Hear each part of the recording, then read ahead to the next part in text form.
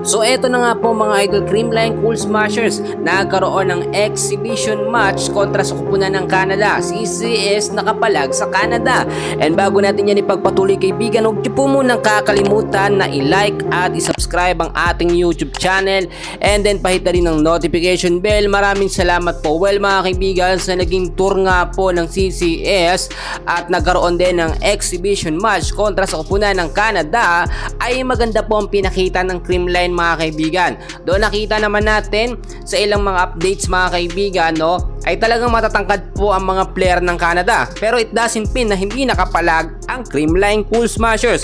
Dahil nang titignan nyo mga kaibigan, maganda din ang ginawang sistema ni Coach Sherwin Meneses.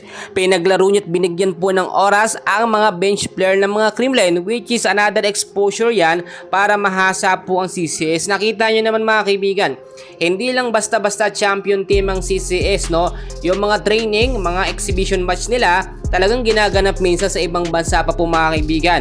Ayon na rin sa ating mga nakuhang update, so far so good, maganda ang pinakita ng CCS at mas nag-i-improve pa sila. So nakita naman natin, no, next year pa ang susunod na lalaban ng Creamline. Kaya naman yung pagkakataon nito, hindi lamang para magbakasyon sila o mag-tour sa bansang Canada, bagkos experience and exposure na mga kalaban po ang kupunan ng Canada mga kaibigan, which is talagang matatangkad po mga kaibigan.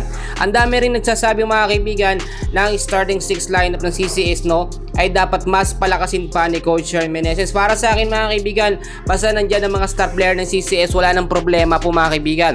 Wala naman po kasing tapon sa CCS. Kaya sinong ilagay nila sa starting 6 lineup, walang problema. Kahit nandyan si MVP Pons, si Gemma Galanza, Liza Valdez, Tots, Carlos, Kyle Negrito, Pangs Panaga, yung mga player ho na yan, no, ay masasabi talaga natin na unpredictable po ang mga galaw. Sa naging laban kontra sa Canada, congratulations dahil another exposure na pinakita po ng CCS na magandang laban dito nga po sa kapunan ng Canada.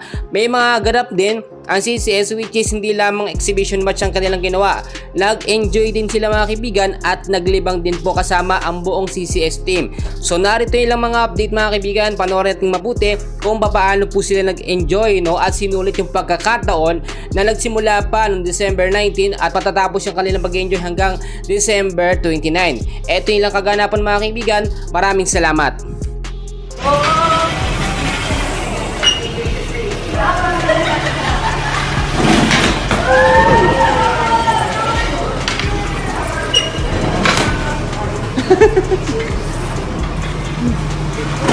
Nakagol ka na, Kyle? Kailangan ba i-goal? Hindi, wala lang. Target yung... Target yun, di ba?